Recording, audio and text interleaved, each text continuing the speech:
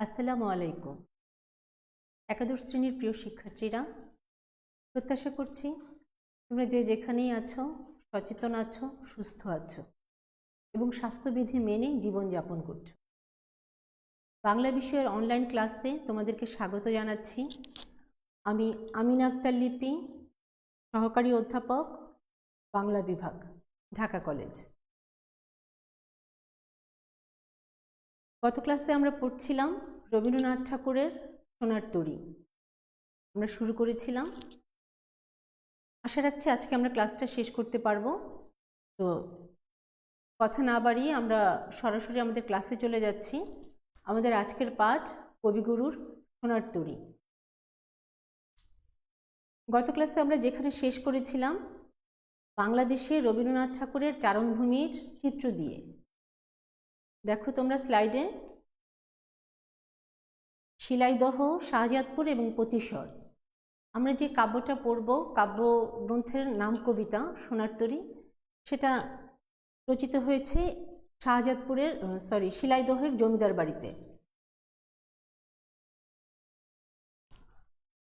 রবীন্দ্র সাহিত্যে সোনার তরী সবচেয়ে আলোচিত এবং সমালোচিত কবিতাগুলোর মধ্যে অন্যতম। এর একটা প্রধান কারণ হচ্ছে যে এর আগের যে গ্রন্থগুলো আছে রবীন্দ্রনাথের মানসী, মানে একেবারে সোনার তরীর অব্যবহিত পূর্বে রচিত। এই গ্রন্থে কবি রবীন্দ্রনাথের সঙ্গে প্রথম একজন শিল্পী রবীন্দ্রনাথ এসে যুক্ত হন। মানে রবীন্দ্রনাথকে আমরা যে কবি হিসাবে পাই তার প্রকাশ মূলত মানসী থেকে, কিন্তু মানসীর পরবর্তী যে কাব্য সোনার তরী, এখানে কবির সঙ্গে শিল্পীর সঙ্গে একজন দার্শনিকও এসে যুক্ত হয়েছেন এবং পরবর্তী জীবনে যে রবীন্দ্রনাথ, তার পটভূমি বা ভিত্তিভূমি আমরা বলতে পারি এই সোনার তরী কাব্যগ্রন্থই। ফলে এই এটি সোনার তরী কাব্যগ্রন্থের নাম কবিতা এবং এটা রবীন্দ্র সাহিত্যে সর্বাধিক আলোচিত কবিতাগুলোর মধ্যে অন্যতম। সোনার তরী কাব্যগ্রন্থের কবিতাগুলো 1298 সালের ফাল্গুন থেকে 1300 সালের অগ্রহায়ণ পর্যন্ত রচিত সময়ের মধ্যে রচিত।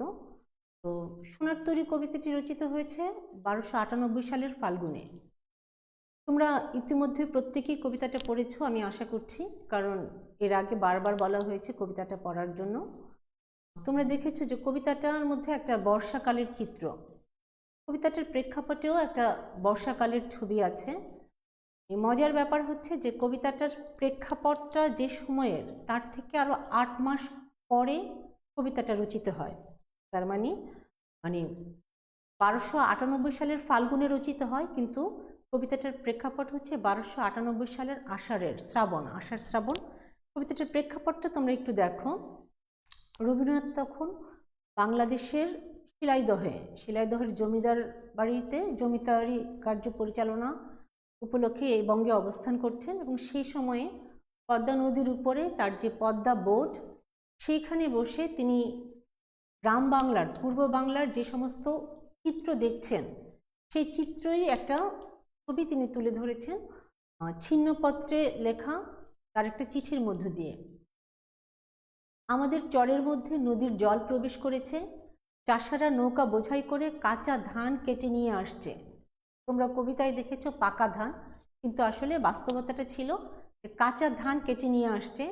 আমার বোটের পাশ দিয়ে তাদের নৌকা যাচ্ছে আর ক্রমাগত হাহাকার শুনতে পাচ্ছি। যখন আর কয়দিন থাকলে ধান পাকত, তখন কাঁচা ধান কেটে আনা চাষার পক্ষে কি নিদারুণ তা বুঝতেই পারা যায়। ছিন্নপত্রের 148 নম্বর চিঠি এটি। তার মানে কবিতাটির প্রেক্ষাপটে রয়েছে এমন একটি করুণ চিত্র। তোমাদের এই প্রসঙ্গে আরও একটু কথা বলে রাখি যে রবীন্দ্র সাহিত্যে এই কাব্যগ্রন্থটা কেন এত আলোচিত। এর নানাবিধ কারণের মধ্যে একটি কারণ আছে যে প্রকৃতির সঙ্গে মানব মনের যে একটা অবিচ্ছেদ্য সম্পর্ক, এটা কিন্তু রবীন্দ্র সাহিত্যের একটা মূল বিষয়ের অন্যতম, এবং সেটার প্রকাশ এই সোনার তরী কাব্যগ্রন্থে প্রথম পাওয়া যায়। আরও একটা ব্যাপার যে দৈনন্দিন জীবনের মধ্যে যে একটা আনন্দময় রূপ আছে, প্রাত্যহিক জীবনের যে একটা আনন্দময় রূপ আছে, তারও চিত্র এই গ্রন্থটার মধ্যে উদ্ঘাটন করেছেন কবি। আরেকটা ব্যাপার যে সীমার মাঝে অসীমের একটা তত্ত্ব, যেটা রবীন্দ্র সাহিত্যে বহু আলোচিত একটা তত্ত্ব, সেটারও আমরা প্রকাশ এই কবিতার মধ্যে কিছুটা দেখতে পাবো। এই গ্রন্থের মধ্যে তার পরিপূর্ণ প্রকাশ রয়েছে।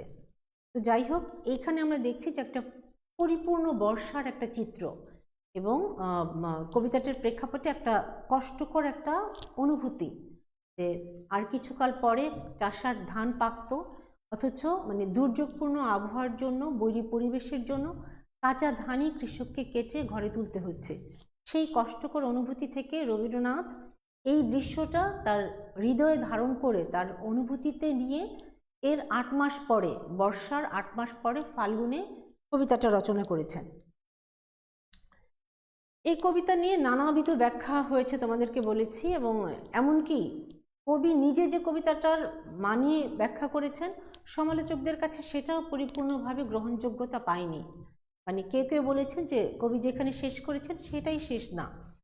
রবীন্দ্র সাহিত্যে জীবন দেবতার একটা তত্ত্ব আছে, মানস সুন্দরীর একটা তত্ত্ব আছে, যে যে মানস সুন্দরী কবিকে অনবরত কাব্য প্রেরণায় অনুপ্রেরণা জুগিয়েছেন, সেখানকার একটা ব্যাপার তারা এখানে কল্পনা করেছেন বা আরোপ করার চেষ্টা করেছেন। তো অত সমালোচকের কথা তো আমাদের তুলে ধরার সুযোগ নাই, আমরা সরাসরি কবির ব্যাখ্যায় যাই। আমি প্রথমে কবিতার বিষয়বস্তুগুলো ব্যাখ্যা করে নিচ্ছি, যেন যখন আমরা কবিতাটা পড়ব তোমাদের কাছে বিষয়টা মানে ক্লিয়ার থাকে। এই জন্য দেখো, রবীন্দ্রনাথ এটা তার নিজের লেখা পত্রিকায়, শান্তিনিকেতন পত্রিকায় তার নিজের ব্যাখ্যা, সোনার তরী কাব্য সম্পর্কে কবি নিজে ব্যাখ্যা দিচ্ছেন। দেখো, মানুষ সমস্ত জীবন ধরে ফসল চাষ করছে, তার জীবনের ক্ষেতটুকু দ্বীপের মতো, চারিদিকে অব্যক্তর দ্বারা সে বেষ্টিত। একটু আমি ব্যাখ্যা করে তোমাদেরকে বলছি। মানুষ সমস্ত জীবন ধরে ফসল চাষ করছে, এই ফসলটা আসলে মানুষের কর্ম, মানুষ যা করছে, মানে ভালো হোক মন্দ হোক, সবটাকেই কবি এখানে চিহ্নিত করেছেন বা রূপায়িত করেছেন ফসল হিসেবে। তার জীবনের ক্ষেতটুকু দ্বীপের মতো। তোমরা যেহেতু ইতিমধ্যে কবিতাটা পড়েছ, তোমরা দেখেছো যে কৃষক বলছে, একখানি ছোট ক্ষেত আমি একেলা। ওই ক্ষেতটা কি কবি বলছে যে তার জীবন, প্রতিটা মানুষের জীবন, তার জীবনের ক্ষেতটুকু দ্বীপের মতো। দ্বীপ তো তোমরা জানো যে চারিদিকে পানি বেষ্টিত এবং মাঝখানে একটু ভূখণ্ড। তো মানুষের জীবনটাকে বলছে যে ওই ক্ষেতের মতো, যেখানে সে নানা ফসল চাষ করে, আর তার জীবনের চারপাশে হচ্ছে মানে অব্যক্ত। এই অব্যক্ত বলতে আমরা নানা দুর্যোগকে বুঝি, মানে চূড়ান্তভাবে সমালোচকরা মৃত্যুর কথা বলেছেন, আমরা এখানে ধরছি যে চারিদিকে অব্যক্তর দ্বারা সে বেষ্টিত, মানে নানা দুর্যোগ, নানা মানে প্রতিকূলতা দ্বারা সে আচ্ছন্ন হয়ে আছে বা ঢেকে আছে। ওই একটুখানি তার কাছে ব্যক্ত হয়ে আছে, মানে নিজের জীবনটুকু, নিজের পৃথিবীটুকু। যখন কাল ঘনিয়ে আসছে, যখন চারিদিকের জল বেড়ে উঠছে, যখন আবার অব্যক্তের মধ্যে তার ওই চরটুকু তলিয়ে যাওয়ার সময় হলো। তোমরা জানো যে চর যেহেতু নদীর মাঝখানে হয়, মানে কি বলে যে চারিদিকে পানি বেষ্টিত থাকে, তো ফলে নদী যখন উত্তাল হয়, সেই পানিতে, পানির তোড়ে অনেক সময় সেই চরটা ডুবেও যেতে পারে, ডুবেও যায়। তো কবি বলছেন যে যখন কাল ঘনিয়ে আসছে, এই কালটা হচ্ছে দুর্যোগ বা মৃত্যু, মানে চূড়ান্ত অর্থে মৃত্যু। যখন আবার সেই চরটুকু, নদীর মাঝখান থেকে জেগে ওঠা চরটুকু আবার নদীতে বিলীন হয়ে যাওয়ার সময় হয়, তখন মানুষ কি করে? তখন তার সমস্ত জীবনের কর্মের যা কিছু নিত্য ফল, তা সে ওই সংসারের তরণীতে বোঝাই করে দিতে পারে। তরণী শব্দের অর্থ হচ্ছে নৌকা, তরী শব্দের অর্থ হচ্ছে নৌকা। তো কবি বলছেন কি, যে মানুষ যে ফসল চাষ করছে, সে চাচ্ছে যে সে পরিপূর্ণ ধ্বংস বা বিলীন হয়ে যাওয়ার আগে সেই ফসলটুকু অন্তত মানুষের মাঝে দিয়ে যেতে চায় সে। তো ওই যে মানে তরণী, সংসারের তরণী, সেই তরণীতে প্রতিটা কৃষক বা কৃষকরূপী মানুষ চাচ্ছে যে তার কর্মফলটা সে দিয়ে যাক। তো সংসারের প্রতিক্রিয়াটি কি দেখো, সংসার সমস্তই নেবে, একটি কণাও ফেলে দেবে না। তার মানে তুমি ভালো মন্দ যা কিছুই করো, তার সমস্ত কিছুই কিন্তু পৃথিবী গ্রহণ করবে। মানে তুমি যখন ভালো কাজ করবে, সেটাও যেমন পৃথিবী তোমাকে স্মরণ করবে, যখন খারাপ কাজ করবে এবং পৃথিবী সেটাকে গ্রহণ করবে, সেটা ঘৃণার সাথেই গ্রহণ করবে। আমরা ইতিহাসে এমন অনেক ব্যক্তিকে পাই, আমরা মীর জাফরকে পাই, আমরা রাজাকারদের পাই। ইতিহাস ঘাটলে মানে ভালোর পাশাপাশি খারাপটাও আমরা পাবো। তো বলছে কি, সংসার একটি কণাও ফেলে দেবে না, তুমি যাই দিবে, যাই উৎপাদন করবে, সংসার তার সবটাই নেবে। কিন্তু যখন মানুষ বলে ওই সঙ্গে আমাকেও নাও, আমাকেও রাখো, তখন সংসার বলে তোমার জন্য জায়গা কোথায়, তোমাকে নিয়ে আমার হবে কি, তোমার জীবনের ফসল যা কিছু রাখবার সমস্তই রাখবো, কিন্তু তুমি তো রাখবার যোগ্য নও। তার মানে কি, যে দেখো মানুষ যা কিছুই করে, ভালো করুক মন্দ করুক, ইতিহাস বা সময় কিন্তু এক যুগ থেকে আরেক যুগে, এক কাল থেকে আরেক কালে তার সেই কর্মটা নিয়ে যাচ্ছে, কিন্তু মানুষকে কিন্তু মানে সময় বয়ে নিয়ে আসছে না। তুমি চিন্তা করো যে ইতিহাস সৃষ্টির আগে সেই প্রাগৈতিহাসিক যুগে আগুন আবিষ্কৃত হয়েছে, মানুষ কি বলে যে কৃষিকাজ উৎপন্ন করেছে, তারপরে পোশাক পরিচ্ছদ তৈরি করেছে। এই যে সভ্যতা তৈরি করেছে, যারা তৈরি করেছে তারা কিন্তু আজ আর আমাদের মাঝে বেঁচে নাই, কিন্তু তাদের কর্মগুলো রয়ে গেছে। সবাইকে যদি পৃথিবী ধরে রাখতে পারতো, তাহলে কি পরবর্তী প্রজন্ম আর আসতে পারতো? বা সেই মানে প্রাগৈতিহাসিক যুগ থেকে যে সমস্ত মানুষ ছিলেন তারা যদি এখনো থাকতেন, তাহলে পরবর্তী প্রজন্ম কোথায় ঠাঁই পেত? এই ছোট্ট পৃথিবীতে তাদের শারীরিকভাবে সংরক্ষণ সম্ভব না, কিন্তু তাদের কর্মের সংরক্ষণ সম্ভব, এবং মহাকাল সেটাই সংরক্ষণ করছে।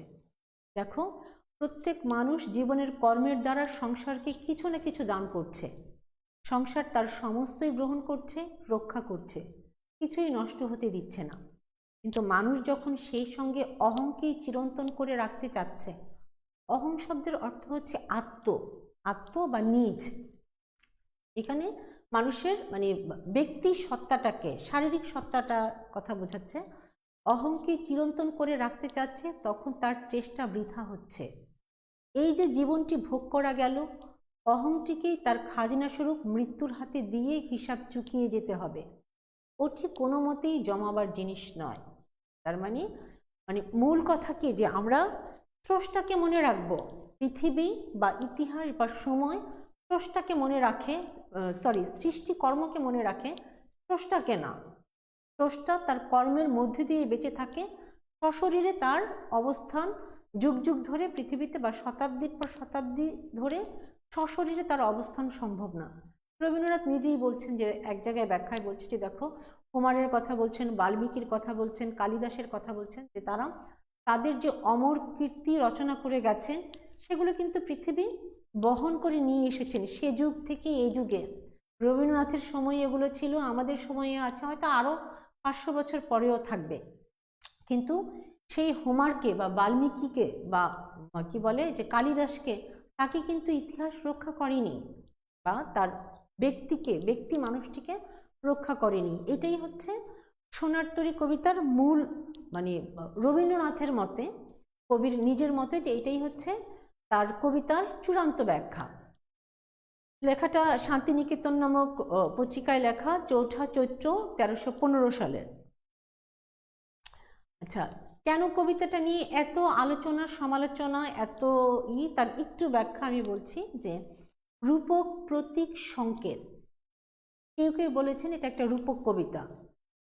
রূপক কবিতা বিষয়টা কি, যে কোনো একটা বিষয়ের আপাত অর্থের অন্তরালে যখন একটা গূঢ় অর্থ, তার মানে যে বাহ্যিক দৃষ্টিতে যেটা দেখা যাচ্ছে সেটাই চূড়ান্ত না, তার ভিতরে একটা অন্য কোনো অর্থ আছে, একটা গভীর কোনো তাৎপর্য আছে, এই বিষয়গুলো যেটার মাধ্যমে বোঝা যায় সেটা হচ্ছে রূপক।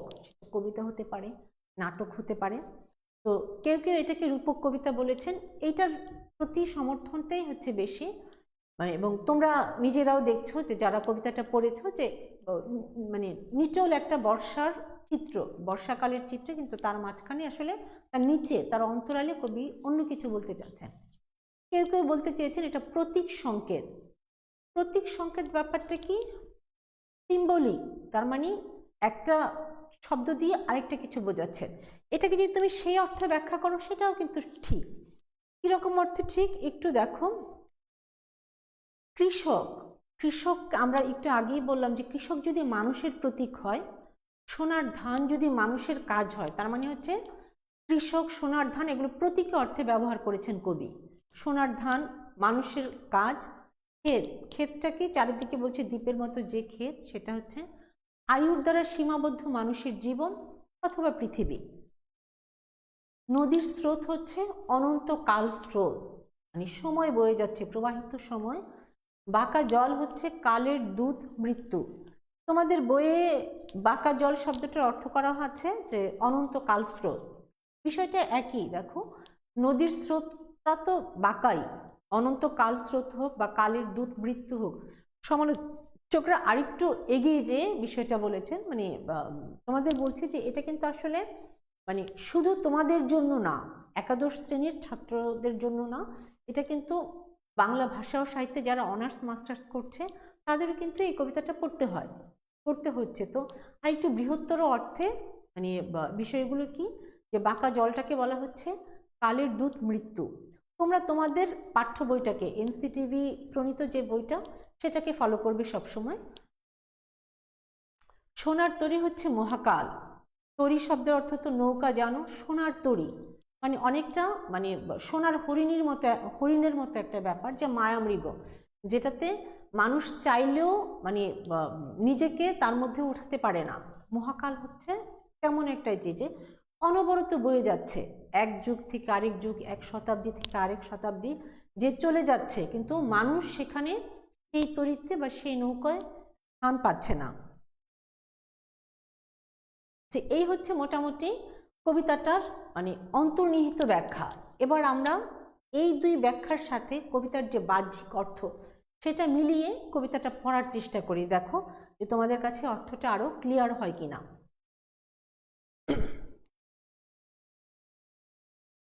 সবার হাতেই বই আছে, বইটা খোলো, একটু দেখো শব্দগুলো, যে শব্দগুলো এখানে কঠিন কোনো শব্দ নাই, মানে তোমাদের ভাষায় মধুসূদনের কবিতাটা হিব্রু ভাষায় লেখা বা চাইনিজ ভাষায় লেখা, এটা একদমই বাংলা ভাষায় লেখা, সাদামাটা বাংলা কথায় লেখা, কোনো সমস্যা নেই। তারপরও আমি একটু ভেঙে ভেঙে বলছি। গগনে গরজে মেঘ ঘন বরষা, কুলে একা বসে আছি নাহি ভরসা। আমরা কিন্তু মাথার মধ্যে কিন্তু কবি ব্যাখ্যা যে করেছেন, কবি কল্পিত বা কবির দেওয়া যে ব্যাখ্যাটা, সেটা কিন্তু আমাদের মাথায় আছে। আমরা বাহ্যিক অর্থের সাথে সাথে সেই অর্থটাও মিলাবো। গগনে গরজে মেঘ, গগন মানে হচ্ছে আকাশ, গরজে গর্জন করছে, আকাশে মেঘ গর্জন করছে। ঘন বর্ষা, বর্ষা শব্দের অর্থ হচ্ছে বর্ষা বা বৃষ্টি।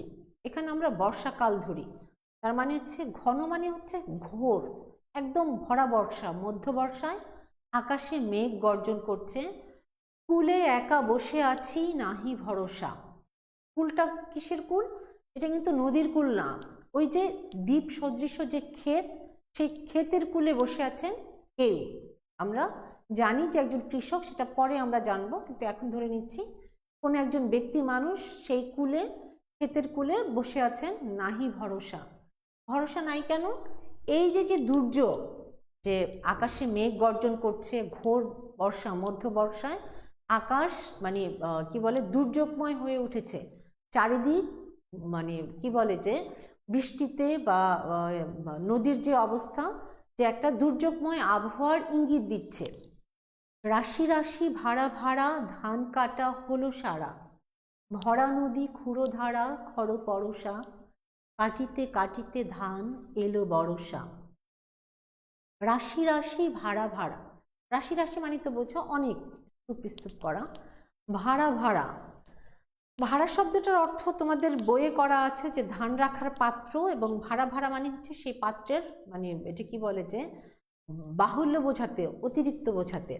ভাড়া ভাড়া শব্দটাকে যদি তুমি এমনিও ব্যাখ্যা করো, যে অভিধানে সেটা পাবা যে সেটা হচ্ছে আটি আটি, বোঝা বোঝা। তার মানে রাশি রাশি ভাড়া ভাড়া, কবি বিশেষণকে বিশেষায়িত করছে, যে অনেক অনেক অনেক বোঝাচ্ছে। রাশি রাশি ভাড়া ভাড়া ধান কাটা হলো সারা, তার মানে ধান কেটে এত রাশি রাশি ধান স্তূপ করে করে ক্ষেতের মধ্যে রেখেছেন। এর মধ্যে ক্ষেতের চারপাশটার কি অবস্থা? ভরা নদী খুঁড়ো ধারা, নদীটা বলছি বর্ষার মানে মধ্য বর্ষার নদী, পানিতে টইটুম্বর, এবং সেই পানির ধারাটা কেমন? পুরো ধারা, পুরের মতো ধারালো। খরপরশা, খর মানে হচ্ছে প্রখর, তীক্ষ্ণ, খরপরশা মানে ধারালো বর্ষার মতো। পানির স্রোতটাকে, মানে এখানে কি করছে যে কবি মানে যে কাল স্রোত, নদীর যে স্রোত, সেটার যে মানে একটা গ্রাস করার একটা মানসিকতা বা কি বলে যে মানে ধ্বংস করার যে একটা ব্যাপার, সেটার তীক্ষ্ণতাটা বোঝাচ্ছে এই খরপরশা বা পুরোধারা শব্দগুলো দিয়ে। কাটিতে কাটিতে ধান এলো বর্ষা, তার মানে ধান কাটতে কাটতেই বর্ষা চলে এলো। এখানে এই বর্ষাটা আমরা বৃষ্টি অর্থে নেই, তার মানে একটা কৃষক ক্ষেতের মাঝখানে বসে তার ফসলগুলো কেটে কেটে স্তূপ করছেন, আর তার এই ফসল কাটতে কাটতে, ধান কাটতে কাটতে বৃষ্টি চলে এলো। এটা একটা বাহ্যিক অর্থ। আর কৃষক এবং তার ধানের অন্তর্নিহিত অর্থটা আমরা একটু আগেই দেখেছি। এবার চলো তারপরে যাই। একখানি ছোট ক্ষেত আমি একেলা, চারিদিকে বাঁকা জল করিছে খেলা। একখানি ছোট ক্ষেত, যেহেতু এই ক্ষেতটা সমালোচকরা বলছেন যে আয়ুর দ্বারা সীমাবদ্ধ মানুষের জীবন, মানুষ তার জীবনে একাই, আমি একেলা, মানুষ যা করে সেটা সে তার নিজেই করে, একাই করে। চারিদিকে বাঁকা জল করিছে খেলা, এই বাঁকা জলটাকে আমরা বলছি কি যে কালের দূত মৃত্যু। তোমাদের বইয়ে এটা আছে যে অনন্ত কালস্রোত, কালস্রোত, কালস্রোতকে বলছে বাঁকা জল অর্থে। এখানে আমরা আরেকটু ব্যাপক অর্থে এটার ব্যাখ্যাটা করছে কি, চারিদিকে বাঁকা জল করেছে খেলা, তার মানে দ্বীপ সদৃশ ক্ষেতের চারিদিকে যে বাঁকা জল খেলা করছে, এটা আসলে কালস্রোতের প্রতীক বা মৃত্যুর প্রতীক, যে কি করছে মানে যে কোনো সময় ক্ষেতটাকে, মানুষের জীবনটাকে সে বিলীন করে দিতে পারে সেই নদীর মধ্যে। এই জন্য এই বাঁকা জলটাকে কি বলে, কালের দূত মৃত্যু হিসেবে কল্পনা করেছেন সমালোচকরা। পরপারে দেখি আঁকা তরু ছায়া মসি মাখা, গ্রামখানি মেঘে ঢাকা প্রভাত বেলা, এপারেতে ছোট ক্ষেত আমি একেলা। পরপারে দেখি আঁকা, পরপার মানে হচ্ছে মৃত্যুর ওপার না। এখানে কবি যে নদীর মাঝখানে যে দ্বীপ সদৃশ ক্ষেতটাতে বসে আছেন, সেখান থেকে তিনি নদীর ওই পারের গ্রামটাকে দেখছেন। পরপার, পরপারে দেখি আঁকা তরু ছায়া মসি মাখা, তরু গাছ, তরু ছায়া মানে হচ্ছে গাছের ছায়া, মসি মানে হচ্ছে কালি, মসি মাখা তার মানে এত দুর্যোগপূর্ণ আবহাওয়া, আকাশের মেঘটা এত ঘন কালো, যেন গাছের ছায়াগুলো মনে হচ্ছে যে কেউ সেখানে কালি মেখে দিয়েছে। গ্রামখানি মেঘে ঢাকা প্রভাত বেলা, তার মানে প্রভাত, সকাল মানে কি, যে একটা ঝলমলে দিনের সূচনা, আকাশে সূর্য উঠবে, তারপরে চারিদিক আলোকিত হয়ে যাবে। কিন্তু এই দুর্যোগময় আবহাওয়ার কারণে বা এই মানে পরিস্থিতির কারণে সকালবেলায় গ্রামটা একদম উল্টো চিত্র ধারণ করেছে, মেঘে ঢেকে গেছে সকালবেলাতে। গ্রামখানি মেঘে ঢাকা প্রভাত বেলা, এটা ও পারের চিত্র। আর এপারে কি হচ্ছে, এপারেতে ছোট ক্ষেত আমি একেলা, তার মানে কৃষক তার নিঃসঙ্গতা, অসহায়তা বারবার ঘোষণা করছেন যে আমি একেলা, আমি একেলা। এরপরে দেখো, গান গেয়ে তরি বেয়ে কে আসে পারে, দেখে যেন মনে হয় চিনি উহারে। যখন এই দুর্যোগময় মুহূর্তে কবি বা কৃষক সেই ক্ষেতের মাঝখানে বসে একটা অসহায় সময় পার করছেন, তখন তার মধ্যে একটু আশার সঞ্চার হয়। কি সে দেখতে পায়, গান গেয়ে তরি বেয়ে, তরি মানে হচ্ছে নৌকা, তরি বেয়ে কে আসে পারে, তার মানে ওই দুর্যোগপূর্ণ নদীর মধ্যে দিয়ে একজন মাঝি আসছে কি নির্বিকার ভাবে গান গেয়ে, তার মানে তার মাথায় কোনো চিন্তা নাই, সে একদমই মনের আনন্দে গান গেয়ে তরি বয়ে চলে যাচ্ছে। মানে কৃষকের মনে হচ্ছে যে সে বুঝি তার পাড়ের দিকে আসছে, কিন্তু আসলে কি সে যে পাড়ের দিকে আসছে না, সেটা আমরা আরেকটু পরেই দেখব। গান গেয়ে তরি বেয়ে কে আসে পারে, দেখে যেন মনে হয় চিনি উহারে, তার মানে ওই দুর্যোগময় মুহূর্তে বা আবহাওয়ায় কৃষকের আকর্তি কি, রক্ষা পাওয়া। তো সেই সময়ে সে কি করে, যে মানুষ যখন মানে বিপদগ্রস্ত হয় বা ডুবে যায়, অনিবার্য ধ্বংসে পতিত হয়, তখন সে কি করে, যে খড়কুটোর মতো একটু সামান্য জিনিস পেলেও সেটাকে আঁকড়ে ধরে বাঁচার চেষ্টা করে। ঠিক ওই সময়ে কৃষক যখন মানে অনিবার্য মৃত্যুর জন্য বা ধ্বংসের জন্য অপেক্ষা করছেন, তখন একজন মানুষকে বা মাঝিকে তরি নিয়ে আসতে দেখে তার মনে হচ্ছে যে সেই মুহূর্তে সেই বুঝি তার খুব আপন, তার খুব কাছের। এই জন্য বলছে যে কি, দেখে যেন মনে হয় চিনি উহারে। অথচ সে কি করছে দেখো, ভরা পালে চলে যায়, কোনো দিকে নাহি চায়, ঢেউগুলো নিরুপায় ভাঙে দুধারে, দেখে যেন মনে হয় চিনি উহারে। তার মানে যে আসছে ভরা পাল তুলে নদী দিয়ে, ওই দুর্যোগময় নদী দিয়ে যে নৌকা চালিয়ে বয়ে যাচ্ছে, সে আসলে কোনো দিকেই তাকাচ্ছে না, কোনো দিকে নাহি চায়। তার এই নির্বিকার ভাব এবং কৃষকের এই অসহায় অবস্থা, মানে নদীর ঢেউগুলোর কিছুই করার নাই। তারা কি করছে, নিরুপায়, নিরুপায় হয়ে দুই ধারে মানে ক্ষেতের পাড় এবং নদীর ওই পাড় ভেঙে ভেঙে পড়ছে। মানে দুর্যোগময় পরিস্থিতিটা বা পরিবেশটা কবি কিছু কিছু শব্দ দ্বারা বারবার করেই বর্ণনা করছেন। দেখে যেন মনে হয় চিনি উহারে। তার মানে ওই যে কৃষক বা কবি শিল্পী, যে মানে তার কর্মকে রক্ষা করার জন্য যে আকুতি, সেই আকুতি থেকেই মনে হচ্ছে যে ওই মাঝি বা ওই নৌকার মানুষটা তার পরিচিত। দেখো এবার সে ডাকছে, ওগো তুমি কোথা যাও কোন বিদেশে, বারেক ভিড়াও তরি কুলেতে এসে। কৃষক বলছে কি, ওগো ডাক দিচ্ছে দূর থেকে, যে সে যখন চলে যাচ্ছে তখন কৃষক তাকে তার মানে ক্ষেতের দিকে যখন নৌকা সে ভিড়ায়নি তখন তাকে ডাক দিচ্ছে, ওগো তুমি কোথা যাও কোন বিদেশে। এখানে বিদেশে শব্দটার অর্থ তোমাদের বইয়ে করা আছে যে চিরায়ত শিল্পলোক।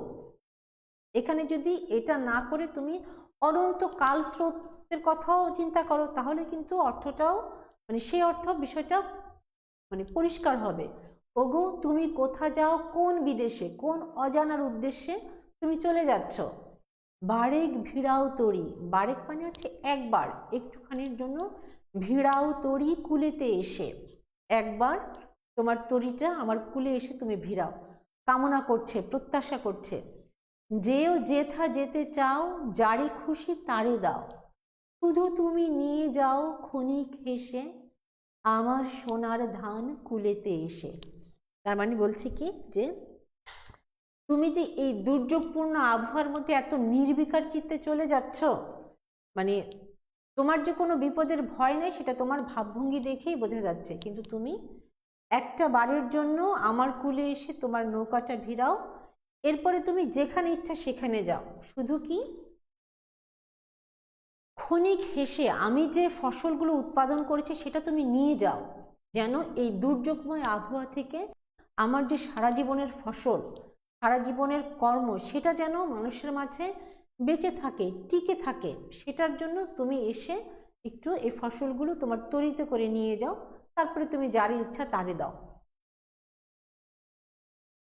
দেখো মানে কৃষকের আবেদন শুনে, তার আকুলতা দেখে সেই তরি পাড়ে ভিড়িয়েছে এবং তারপরে কি বলছে, যত চাও তত লও তরণী পড়ে। তরণী মানে হচ্ছে নৌকা, তুমি যত চাও সব নাও, তোমার তরণী নৌকার উপরে যত চাও তত নাও, তরণী পড়ে। আর আছে?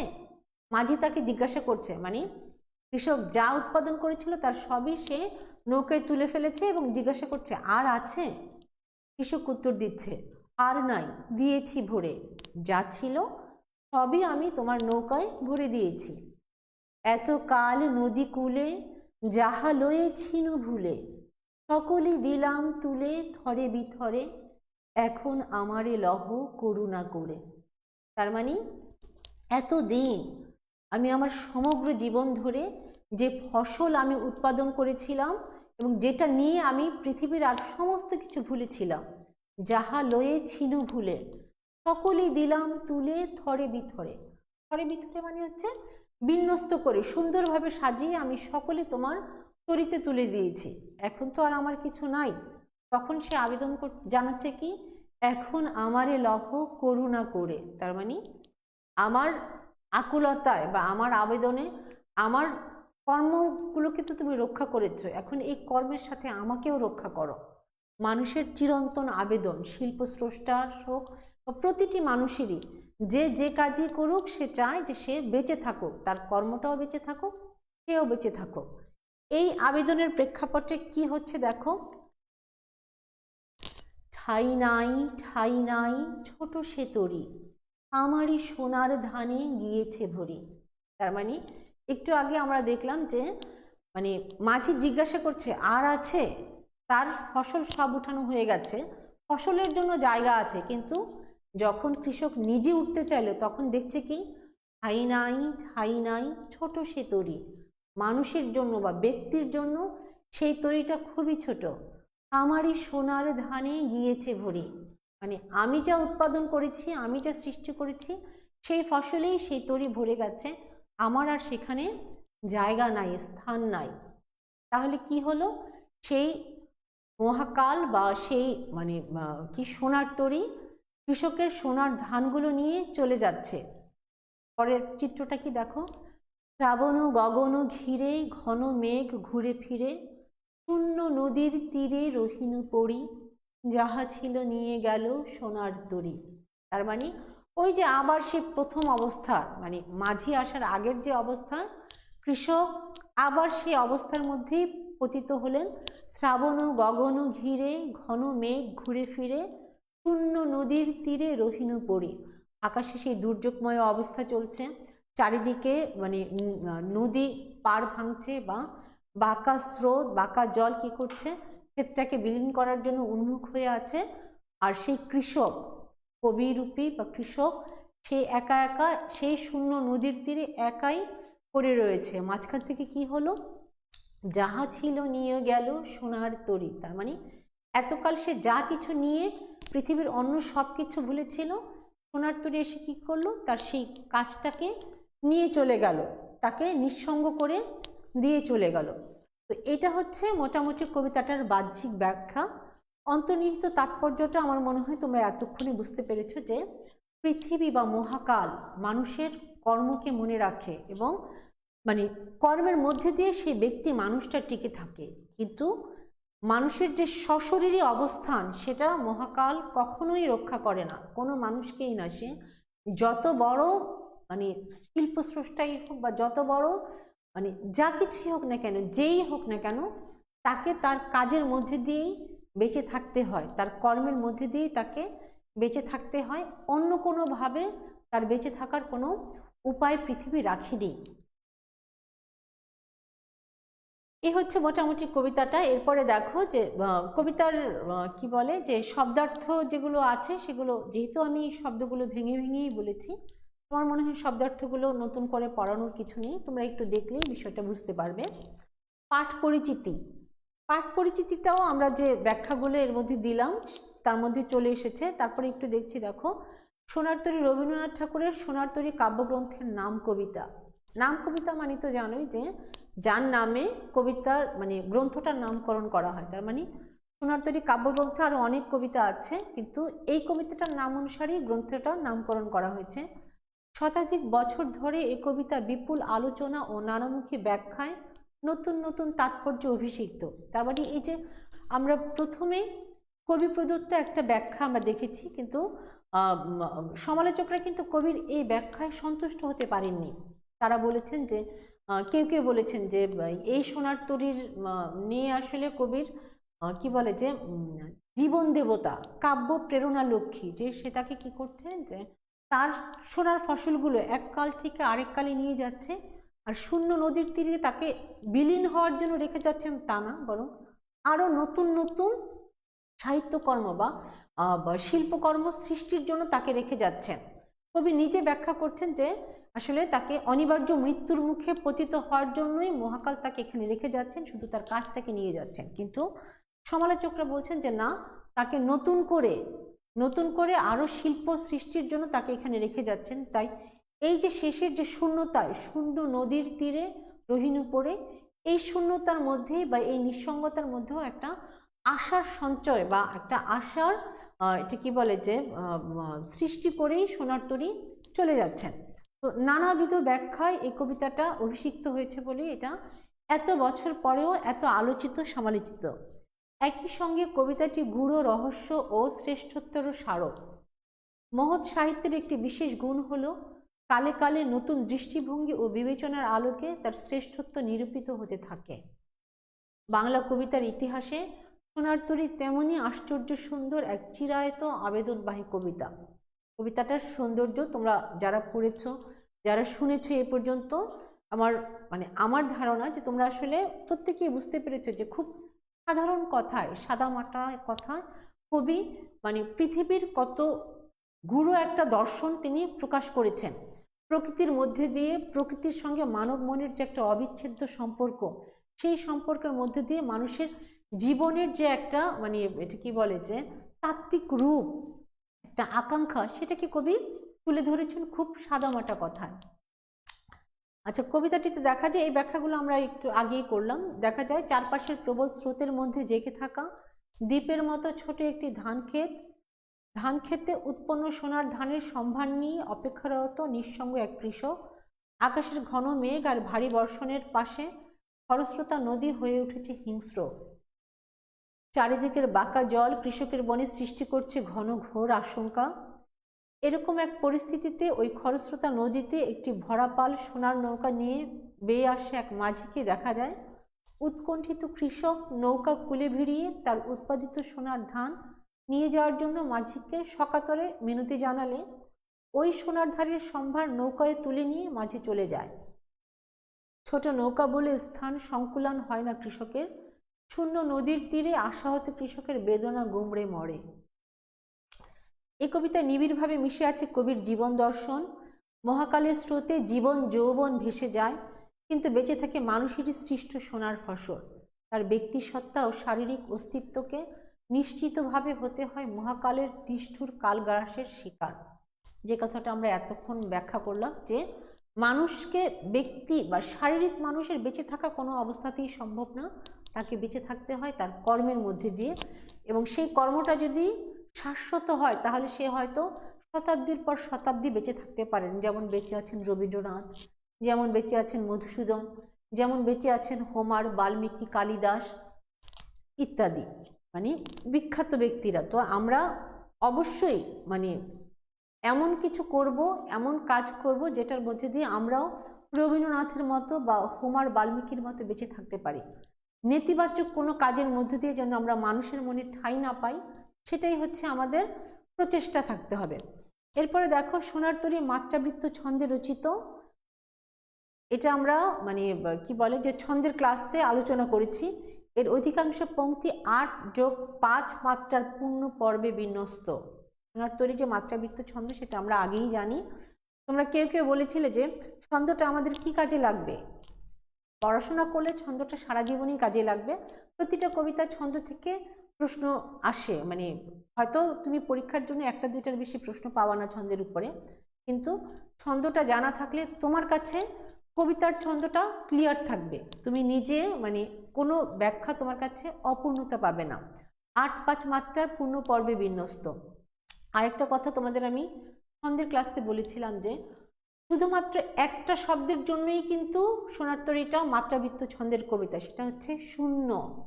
শূন্য নদীর তীরে রহিনু পড়ে, এটা খুব খেয়াল করবা।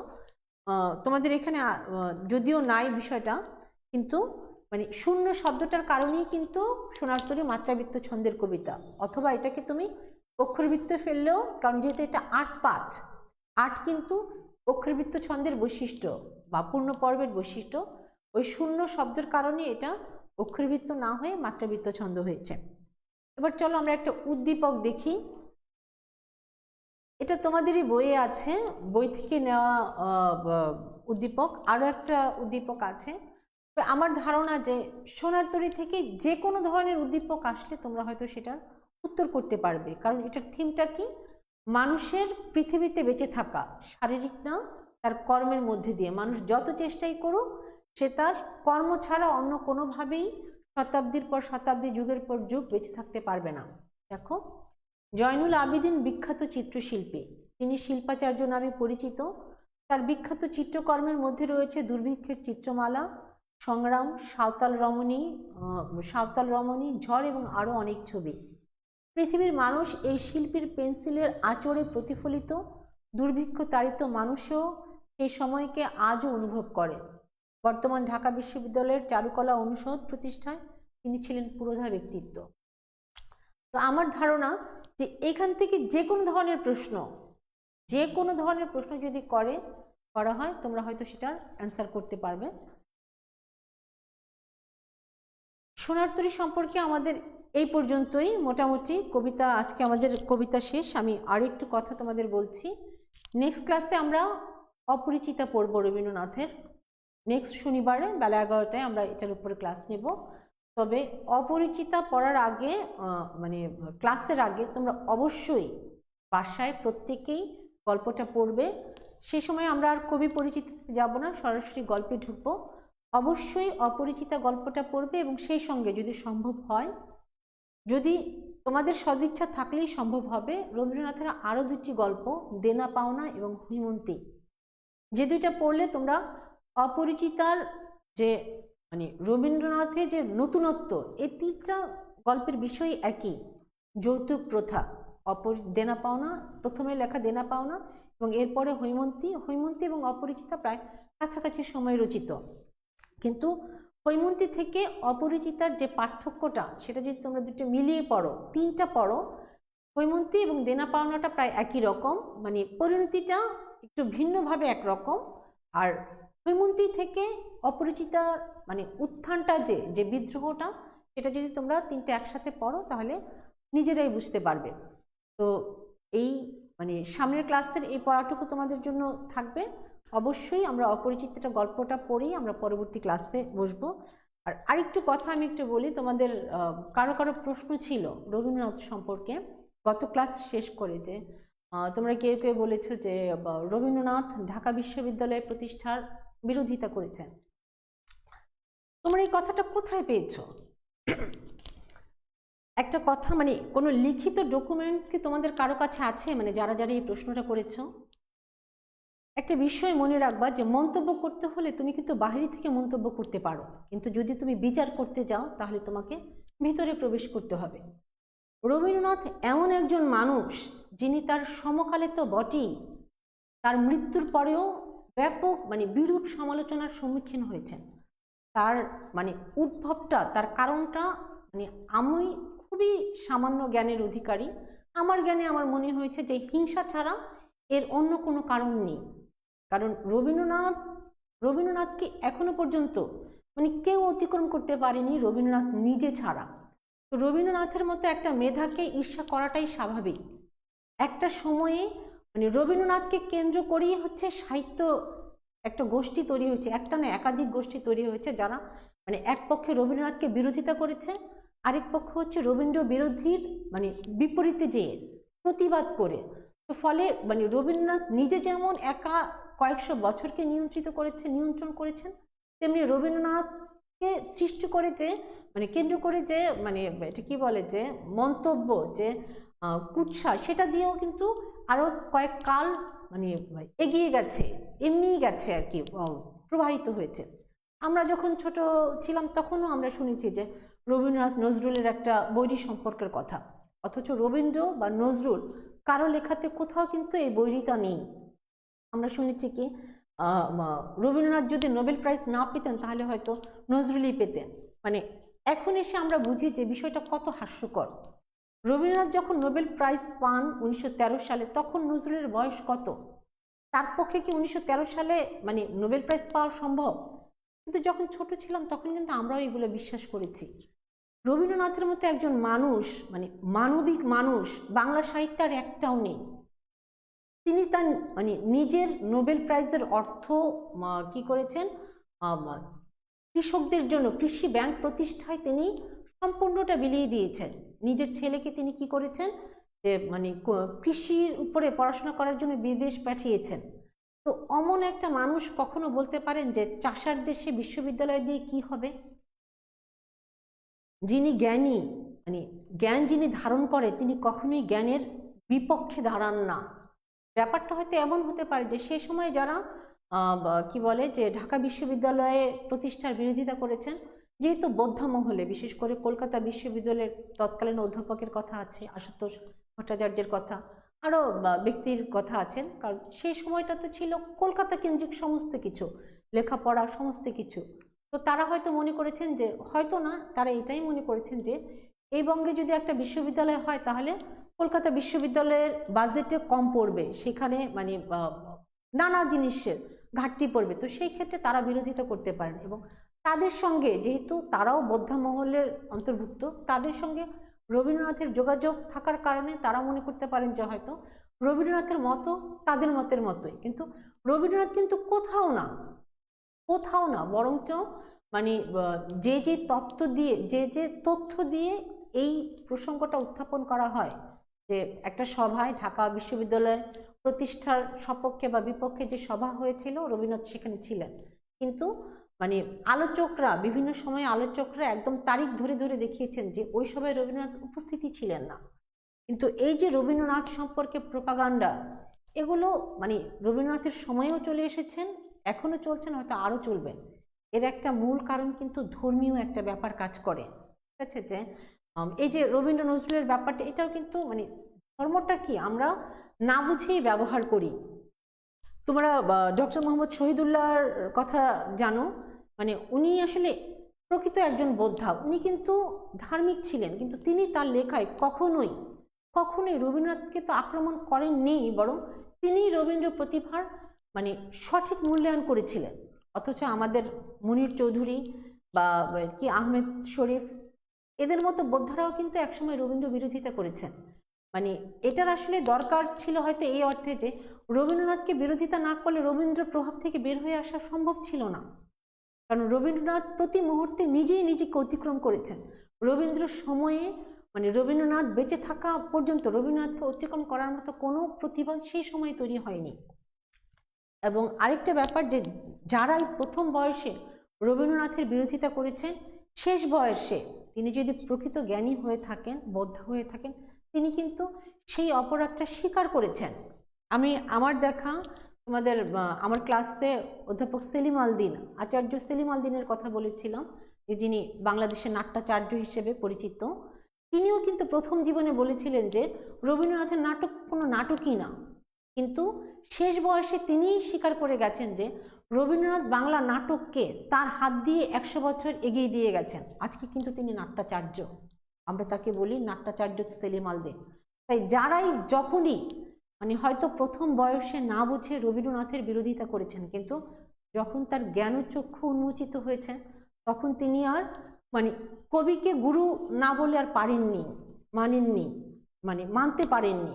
তাই তোমাদের কাছেও মানে আমার আবেদন বলো, নিবেদন বলো, যে যখনই কোনো কিছু জানবে, শুনবে সাহিত্য বা সাহিত্যিক সম্পর্কে, যে মন্তব্য করছে তার মন্তব্য চোখ কান বুঝে বিশ্বাস করবে না, নিজে একটু যাচাই করে, একটু দেখো, একটু ভাবো যে এমন একটা মানুষের পক্ষে কি এগুলো করা সম্ভব।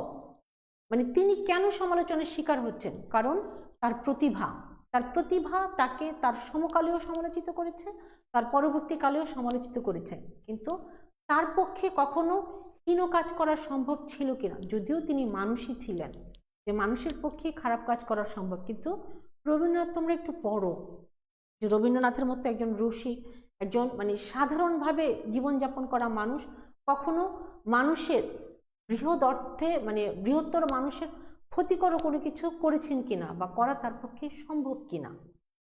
তো যাই হোক, আজকে আমাদের ক্লাস এই পর্যন্তই থাক। তোমরা সবাই ভালো থাকবে, সুস্থ থাকবে, এই প্রত্যাশা করে আজকে ক্লাস শেষ করছি। আল্লাহ হাফেজ।